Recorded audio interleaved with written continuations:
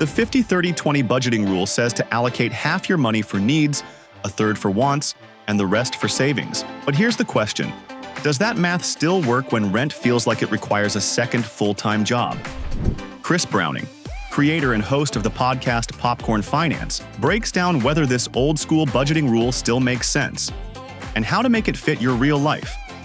Point 1. Why it's still popular.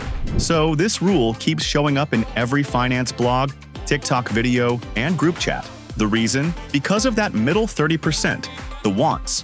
According to Browning, this wants category is why this budgeting technique is so popular. It makes enjoying your money a priority.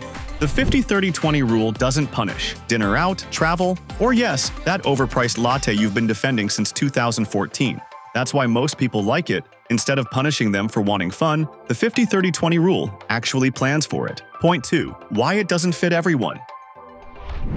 The rule is perfect for anyone who's new to budgeting or struggles with sacrificing things they enjoy, which can lead to budgeting burnout.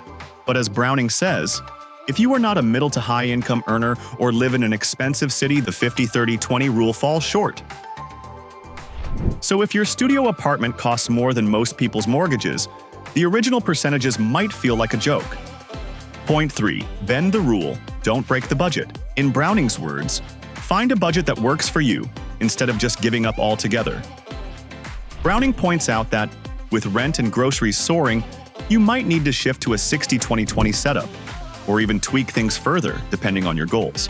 And if you're saving for college or building up savings more quickly, he says you could flip it to 50-20-30, bumping up your savings instead. So, is the 50-30-20 rule still worth following? Absolutely, as long as you're flexible when life gets expensive. Don't abandon it. Adapt the rule. Got a money question? Head to GoBankingRates.com and ask away for a chance to win $500. Plus, your question could be answered by a top financial expert.